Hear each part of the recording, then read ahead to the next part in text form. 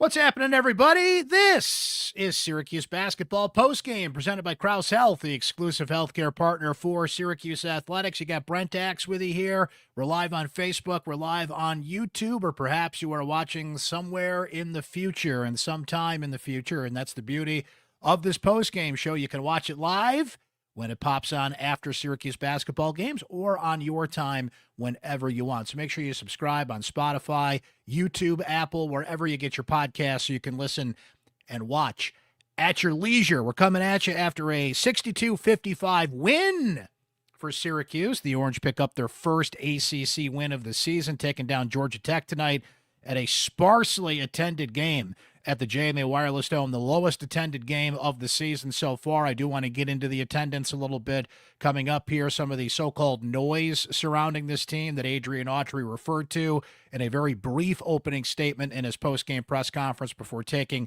some questions. We'll play you that clip and what it means and how Uncle Brent, I think, is involved in that a little bit here.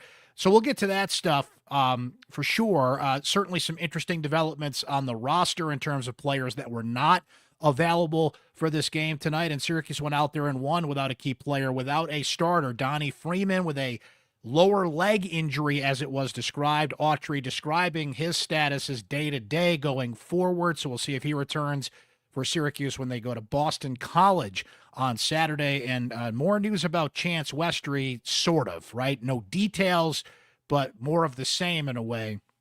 And you have to wonder if Chance Westry is going to be on this roster going forward anytime soon. Remember, the new semester starts at Syracuse next week, and you kind of have to wonder if he's going to be a part of things, but nobody wants to answer questions or can answer questions in a certain circumstance about that, so we will discuss. But let's start with the game, and it was the epitome of a win is a win. It was ugly. It was a grind. It was 25-24 at halftime, if I'm not mistaken, right? That was, I mean, why even go back and look at the halftime score? Burn the film of the first half of that game. Yeah, 25-24, Syracuse is up. And this is despite Georgia Tech just having a wretched offensive half. They could not hit water if they fell out of a boat in this game. They shot terribly in the first half of this game, yet Syracuse did not pounce on that. They did not pounce on the wounded duck. Georgia Tech was 29% in the first half, 11 of 37. Syracuse matches that, going 11 for 30, 36% in the first half of this game. Now, Syracuse much better in the second half, got to the paint, got inside. Eddie Lampkin struggled for most of the game, but found a groove down the stretch. JJ Starling being back on this team, guys, it just goes without saying that JJ is the most important player on this team. He's the go-to guy on this team, and they really missed him in that 7-game stretch he wasn't in there. And I'll reiterate what I said then. You can't let one player sink your battleship. But this is basketball, and the importance of certain players overrides that in other sports. But, you know, when your goaltender goes down in hockey, certainly when your quarterback goes down in football, it's a team game, and you'll hear all the same nonsense about next man up and everything, but there's just certain guys you can't lose, right? And I think Adrian Autry acknowledged that when he came out at his post-game press conference. You know, he was asked certainly about JJ and the game that he had, and the quote that Autry had is, quote, "JJ's big time. He's one of the best guards in this league and one of the best guards in college basketball. If you followed us through the stretch without him and having him back now, I think you can see the difference in how important he is. It's hard to play when you don't have one of the best guards, not on your team, but in the country. He's a guy that can make a lot of things happen. He made some big shots tonight." He did, and he is the go-to guy that Syracuse lacks. There's just been so much disorganization on offense, and another big change tonight, not only Donnie Freeman out, not only Chance Westry, who wasn't going to play as it is, and his status is different. First time this year that Jaquan Carlos not in the starting lineup for Syracuse tonight. So in the past few games, we've talked a lot about Red Autry and his substitutions and some things that he's been criticized for. Credit where it's due. Carlos not hacking it, bad game. Just not somebody that should start at this level generally, though he has had some games where he has helped this team. Don't get me wrong. But he is not a starting point guard at this level. He can contribute, he can help, he can be a part of things, but that was a needed change. Just like getting Chris Bell out of the starting lineup was a needed change. It changed his mentality. It took pressure off of him. Now, he didn't have the big game that he did the other night, but Chris Bell looks better. He looks more confident out there. He just feels like there is a burden off his shoulders. So Autry needs to be given credit for making those moves, as obvious as a couple of them were, and Carlos is probably a little too late down the road, but you couldn't take Carlos out of the starting lineup when JJ was gone. But now that JJ's back, and you have the luxury of a Kyle Cuff who's playing better, though we didn't see much of him tonight, and you have the depth at that position, you can do that. So you kind of had to grind through with Carlos when JJ was out, but now that JJ's back, you have a little more flexibility there. So I'll give credit where it's due. Lineups are changing, and you don't want your starting lineup to change that much this late in the year. And shout out to my guy Mike V, one of our more passionate Syracuse Sports Insiders, and we're going to hear from our insiders coming up and what they had to think and what they had to say about this game and what they think about this game coming up. But I put out the starters before the game, and I was talking about it. My guy Mike V is like, "Oh, why does it matter? Tell me, why should I care about the starting lineup?" You should care about the starting lineup because this team does not get off to good starts. They got off to a much better start the other night, and they got off to, it's actually only the second game of the season where Syracuse led at the first media timeout. Second game of the season that's happened. So they got off to a better start against Florida State, and certainly, I don't want to say they got off to a better start tonight. I think Georgia Tech really helped Syracuse in the first half because they were terrible in the first half and couldn't hit water if they fell out of a boat. And by the way, Georgia Tech tonight, as Uncle Brent likes to say, hashtag free throws matter, which a lot of people on Twitter apparently are just don't want me to do anymore. So I'm going to pull the Woj and say everything I possibly can but free throws matter to appease those trolls. But 3 of 11 at the free throw line tonight. That matters. You go 7, 8, 9, 10 of 11 from the free throw line, you probably beat Syracuse. So Syracuse's defense was better. Syracuse certainly did things to win this game, but it needs to be acknowledged that Georgia Tech had a bad night. Georgia Tech didn't shoot the ball well. They didn't hit from the free throw line. Now, the second half somewhat resembled a basketball game. The first half, I don't even want to think about it. I don't even want to talk about it because that was not a sporting event that we were watching, again, before a very quiet, sparsely attended game at the Dome tonight. But what happened was this became a game when JJ Starling, see my notebook right here, guys? Can you read my chicken scratch there for those of you watching on YouTube? I know, my handwriting's pretty bad.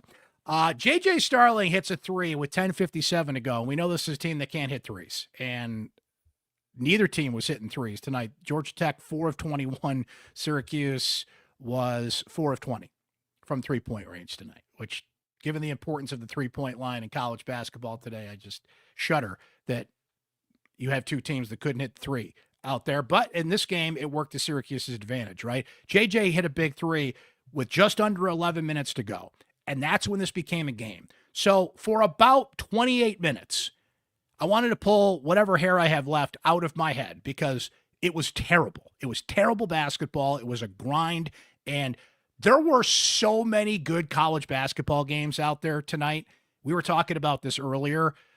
We have a little basketball meeting for our syracuse.com crew every Tuesday, and we were saying that. We're like, man, there's so many great games in college basketball tonight, interesting games. And then you got Syracuse, Georgia Tech, and it's like, yeah, right?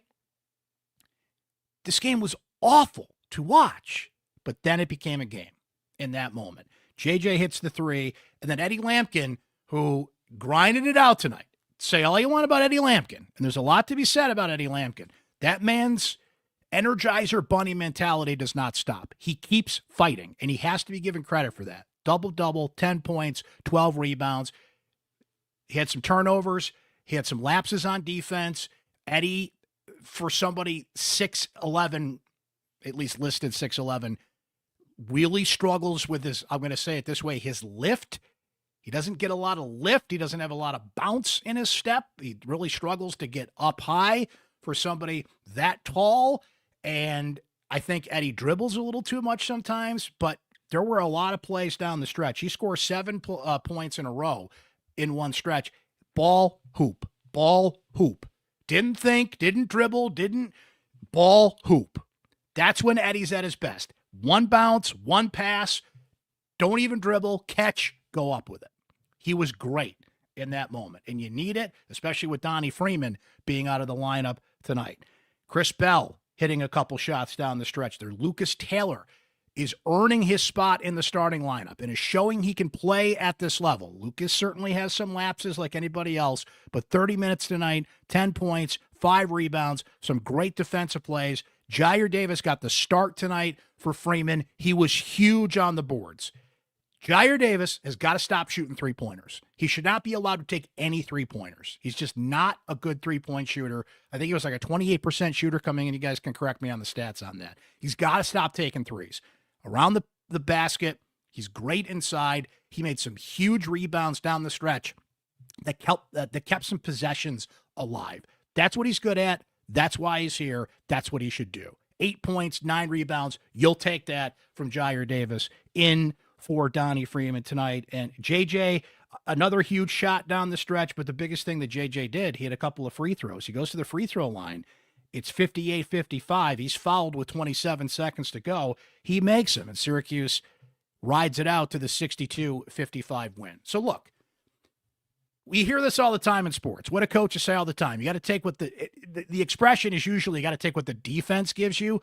Syracuse had to take what Georgia Tech gave them tonight, or in this case, did not give them, right? If Georgia Tech makes their free throws, they win. If Georgia Tech hits a couple more three-pointers, they win. But they didn't. They did not. Syracuse needed a win in any circumstance tonight. They needed the relief, the feeling to let the pressure valve out a little bit. Saying about Chris Bell. Now you can apply that to the whole team. They needed they needed to take a deep breath, a sigh. And it's not a huge sigh. There's a lot of work to be done and all the cliches you want to throw at me here. But just the feeling of walking out of that building tonight. Right? They needed that feeling, especially in that kind of wretched basketball game that we watched. You better get out of there with a win in that type of game. And they did.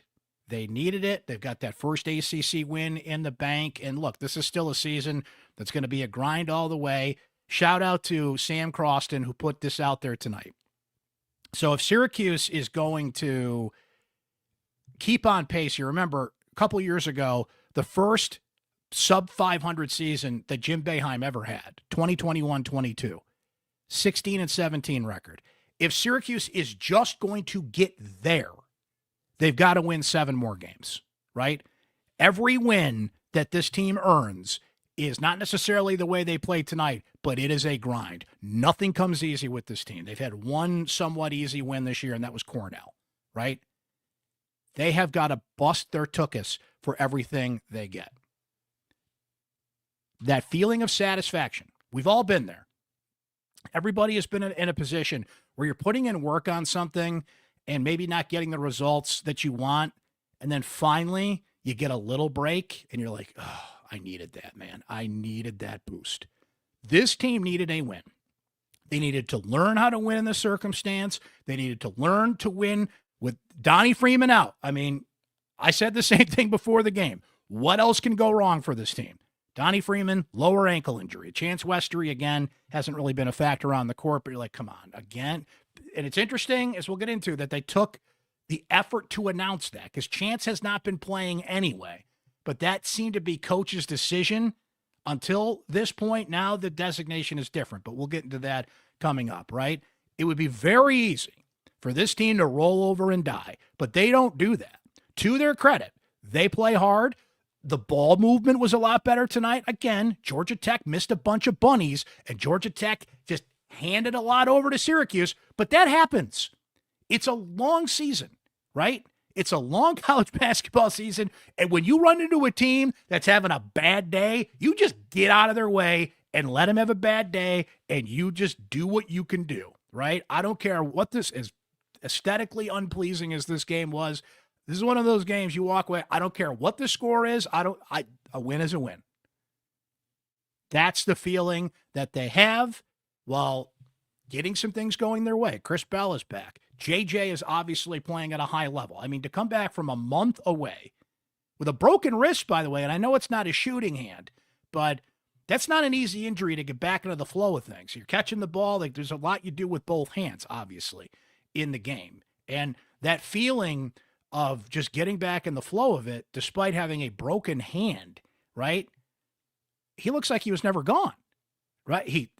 How many minutes did JJ play tonight? And did not look tired at all. 37 minutes in this game, right? There was no acclimation period. There was no, I mean, he knocked off the rust against Florida State in like 10 minutes, and he's back, and that's huge for Syracuse, right? So all those things are huge. It does not absolve them of all their sins. This is still a bad team. This is still a team that's going to struggle to win the ACC. There's a lot of things about this team that didn't magically improve in one night, but man, they needed a win. And you know who else needed a win? You did, right?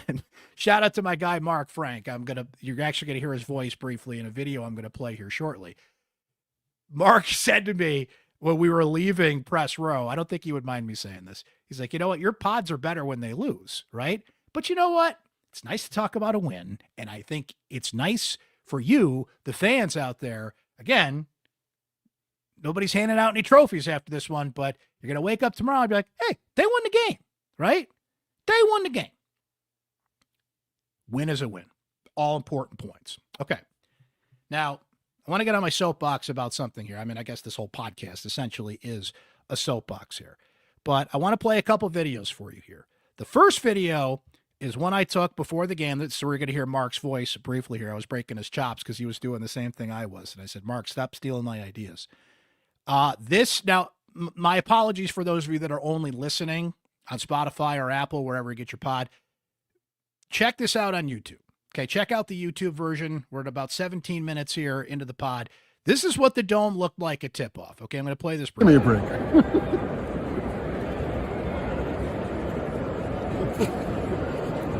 Here are tonight's starting lineups presented by Rockview Federal Credit Union. First of all, for Georgia Tech, and he gets up overall record 2-2 in the ACC. The head coach of the Yellow Jackets is Adrian Autry. Guys, that's pathetic, is what it is. That's a pathetic sight. I'm going to defend you. Don't get me wrong here, but that is a pathetic sight, no matter how you slice it. All the circumstances of what tonight is, as we'll get into here briefly, that is right after the national anthem, 2 minutes before tip time. Okay, that's not Syracuse basketball. Even on a Tuesday night in frigid temperatures, with the students out of town and every reason or excuse you want to list here, that's a startling sight. That's also the state of affairs. And it's why I wrote the column that I did on Monday, which I'm pretty sure Adrian Autry was referring to when he said this. Let's play. This was Autry's opening statement. Very brief. He usually gives about a minute and a half, 2 minutes, just kind of going through some game stuff. But as you could tell, he was pretty irritated. This is a guy that just won a basketball. I don't have much to say, but before I start, I want to thank the fans that came out tonight. Meant a lot to this team to have people in the building. It's been a lot of noise in a tough period of time, and I just want to thank the fans that came out tonight for our team. Any questions? That was his opening statement.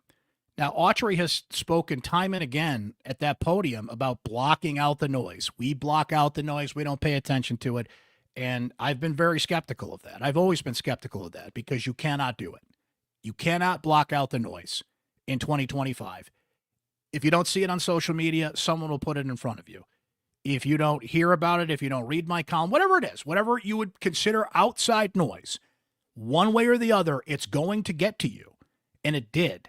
So I wrote a column on Monday that said, and it's still up on syracuse.com, you can check it out, that said that Autry's losing the room. And I don't mean his locker room. He has that locker room. No one in that locker room is questioning the staff. I've been in locker rooms where I know things are going awry. That's not a problem on this team, at least yet. If they keep losing and they keep going down a path where they might miss the ACC tournament, then things could change. But here on January 7th, I don't sense that at all. Last year was a locker room that had issues. Benny Williams got dismissed, and there were some individuals in that locker room that are no longer there that, trust me, there were issues in that locker room last year. I don't sense that this year. I'm not privy to everything behind the scenes, but that's not what I meant by losing the room. He's losing the connection with the fan base. And I don't want to just reiterate my whole column here, but tonight was proof of that. 13,395 fans attended this game. That was the official official listed attendance. If there were 10,000 people in that building tonight, they were barely there, and some people probably got counted twice. Okay? That was essentially a big lacrosse crowd spread out through the building. Okay? And I showed you the video, you saw it. It's Tuesday night. It's a random blah, what's sexy about Georgia Tech, ACC opponent. No offense, Georgia Tech, but that wasn't Duke out there tonight. Okay? Students are out of town. Frigid night in central New York, where the motivation to park the car, walk up the hill in the wind. There was some snow around here, but come on, guys. We can handle this. The snow we got in Syracuse today, this is not, shut down the city type of things. So there are some areas that got a lot more snow and did need to shut down after school activities. I'm not trying to, undervalue that, trust me, but it's winter in Syracuse. It snows here. It's cold here. And people never had a problem. What did Jim Boeheim say on Jim Boeheim Day? One of the first things he said, all the fans that came to all these games through the years, through the snow and the cold and the wind, like, yeah, did you just move here? It's cold here, right? It happens. So all those things are true. All those things need to be mentioned. But the biggest issue is the product. The biggest issue is the motivation and the lack of the connection that I brought up in the column and where the fan base is at. Guys, I don't like being right about this. I take no pride in saying this, but it's true. I've lived here my entire life. I've said it a number of times. You know it's true. This is a fair weather sports town. Bottom line, okay? That's not to take anything away from the dedicated season ticket holders that go no matter what, and they're there up, down, everything in between, good years, bad years. They're always excused from that. But there is a certain, I used to call them the fair weather 10,000. There is a percentage of fans that only show up when there's a buzz. It's cool. They feel a connection to it. Football is a prime example of that this year, right? The tickets for football next year they'll probably sell out every home game. This is an event town. It's a buzz town. It's a fair weather sports town. It always has been. I said for years on the radio and in columns and any place you'd let me tell you, when Syracuse basketball misses the tournament for 3 or 4 years going, and that's exactly where we are, watch how the attendance plummets. That's where we're at. Now, again, I'm not tisk-tisking you. Tisk-tisk. I'm not criticizing you. I'm just saying that's where we're at here.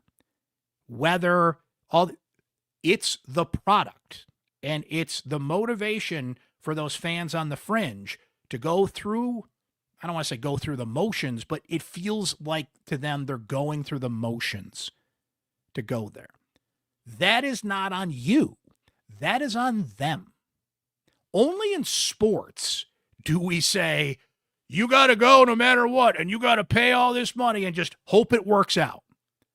Like, would you buy a car that way? Just give me $50,000 and maybe it'll run. I don't know, right? Like, only in sports, which is unscripted drama, and there's a certain risk you take, and that, the product you're buying is not going to go your way. I understand that. But only in sports do we just tell people, come here, give us your money, and maybe you'll get something out of it, right? The logic in that is so inherently flawed. It's hilarious to me. But we all do it. I do it. I've done it with that football team for years. Go Bills, right? But that's being a sports fan. It's not rational. There's nothing rational about this. That's what makes it great. That's why I love sports. That's why I love what I do. But I want to make this abundantly clear. That's not on you. That's on them. Going to a game, paying money to go to a game and all that process is an entertainment option like anything else in this world today. And there are more entertainment options, not only that you can go to, but are right here or wherever the case may be, that compete with that. It is on them to make you want to go. Yet, still, the mentality, and I don't want to paint everybody with the same brush here, but it's enough people, some conversations tonight, heard some things that people told me directly. I don't want to say names here because I don't want to, I want to be respectful of these off-the-record conversations. But how some people at that university still look almost literally down on you from the hill and say, and look at you and all they see are dollar signs. That's what you are to them. The lack of appreciation for the people that do make the effort to go and spend the money and be there. Again, this is not everybody. I don't want to paint everybody with the same brush, but there is enough hubris up there. There's enough arrogance from enough people up there that they still think that, like, hey, we opened the door, now please come. Why should you come here and spend your money? Because we're here. Remember Jay Crowdhamel, we're the only horse in town, that whole thing? There is still a mentality up there about that. So here we are. There's 13,395 in the building, barely 10,000 butts and seats. And what's happening from a certain level in conversation is they're pointing at you like it's your fault. That's not your fault. And don't let them say that. It is on them to get you to want to go, to earn your money and your time. Okay? Now that's butts and seats, that's attendance, that's people in the building. I will say this, because I've heard from so many Syracuse Sports Insiders, longtime fans, not the fair weather fans, not, the drive-by comments on social media. I'm talking about people that have invested money, time, loyalty into this program that say you're on the fence at this point about whether you're watching games or not. I will say this. We've got to find a happy medium here. I think you have to make the effort to watch the games, to know what's going on with the team, right? I'm not telling you what to do with your time. I would never force you to watch something you don't want to. And I heard from more insiders tonight, and people are like, I'm just not motivated to watch the game. I'm not talking about going to the games. That's a whole other thing. Just sitting down in the comfort of your own living room and watching the basketball game because of the product that for the most part has been put out there. It's hard to be a fan sometimes. It's hard to gut it out. But I think you do have to make the effort when you can. Everybody has stuff going on. I get you can't watch every game and every minute of every game. That's completely acceptable. But I think the happy medium here,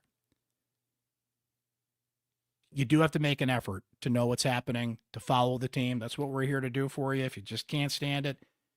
Because even some of those fans are starting to just do other things. That's where you kind of lose me, right? I think if you wear that badge and you say, I'm a fan, you still got to watch. You still got to be there. You still got to know what's happening. Going to games, whole different thing, right? So I looked at that attendance, and trust me, it was startling to see. There's 8 more home games, 5 on the weekend. The only thing that's going to cure this ail, like the football team did, is if they start playing better and if they give you a reason to go. But I just want to reiterate that. That's on them. That's not on you. Okay? There's going to be some people out there that are going to just start pointing fingers at, oh, you're a bad fan, you're a fair weather town. That's true, but don't let them shame you because you don't want to spend money for a product that you know is not to you worth your time and I should say this, is not worth the money right now, because it's not. That game, 62-55, 25-24 at halftime. That's a tough watch, man. For those of you that are still going and are still paying for it and doing it, God bless you, man. Right? God bless you. But it is entertainment. And I get they're college kids, but they're paid professionals now. Like this is essentially pro sports. We've been dancing around this for so long. I'm sorry I'm rambling about this now, but we've been dancing around this for so long. This is essentially minor league sports, what we're dealing with here. That's different than amateur athletics and the conversation you have about amateur athletics, which we want to still all pretend is what we're watching. It's not. It's not. It's minor league sports, right? We'll see where we go from here. It's 2 months to go. 8 home games left. But that crowd tonight, that one way or the other, it's pretty eye-opening to see that. You could have got in the building for $1. Shout out to my friend Brian Drake, who sent me it. I tweeted this earlier, sent it to our insiders as well. It was I'm not familiar with the Game Time app. I've never used it, but it's one of those ticket sites like StubHub. You could have got in this game for $1. Price is right? $1. So hopefully that's rock bottom, and it just goes up from here, right? So a lot of noise out there, as Adrian Autry referred to there. Let's get some noise from our Syracuse Sports Insiders, who have a lot of interesting things to say about this game. And being a Syracuse Sports Insider means you get to text me directly anytime you want during games, your questions, your opinions, your thoughts, questions you want us to ask coaches and players, right? I asked Adrian Autry about Chance Westry tonight, who, before we get to the insiders, just one thing on that. I want to be respectful here because I don't know what Chance Westry's going through. I don't want to speculate on what Chance Westry's going through, but I was struck by the difference between, so Donnie Freeman, they tell you what the injury is, lower leg injury. They tell you when he's going to be back, day to day.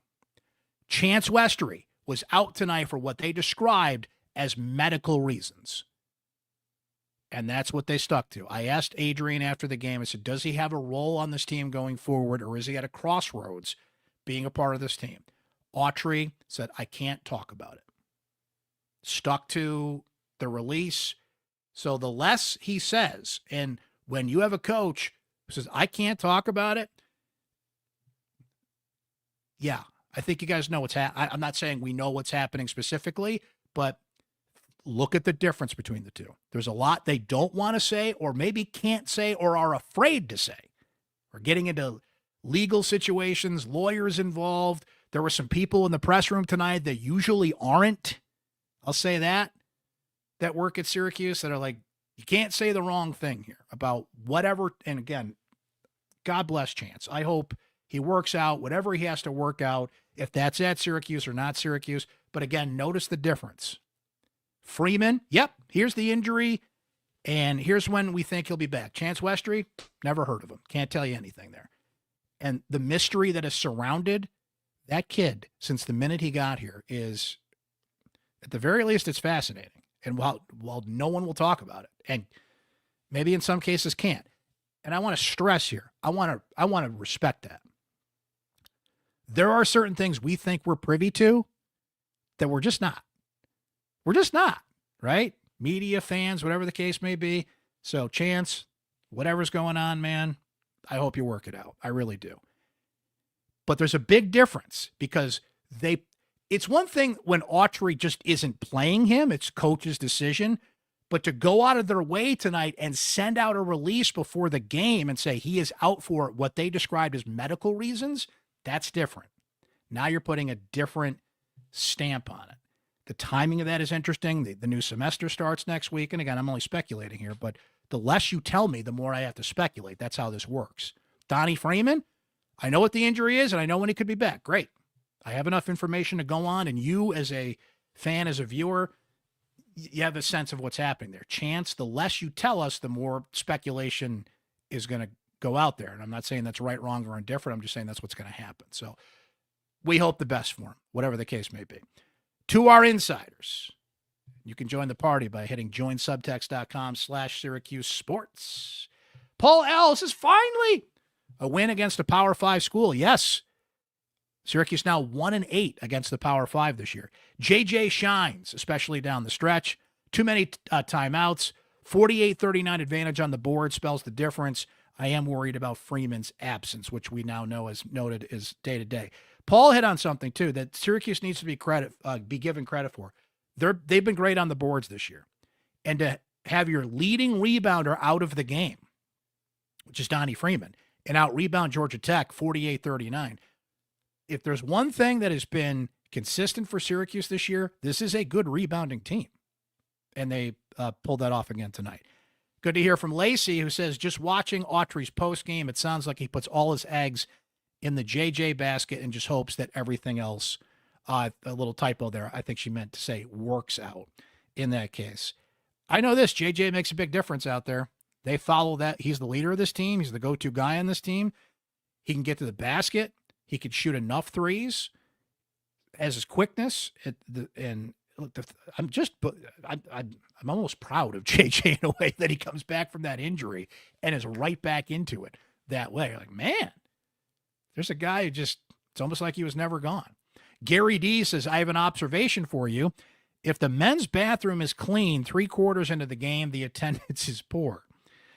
Thank you for that visual, Gary D. It reminds me that there's that great line in Ghostbusters, light is green, trap is clean.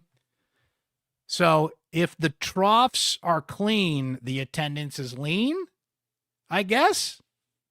I just made that up. Eugene, this season is all about building for a special 25-26 campaign that Syracuse has been to a Final Four in 5 consecutive decades. Time's running out to keep that streak alive and make it 6. From Richard B. That was woeful. If Georgia Tech goes 75% from the stripe and 5 for 21 from 3, they win. But you know what? Syracuse needed a win, ugly or not.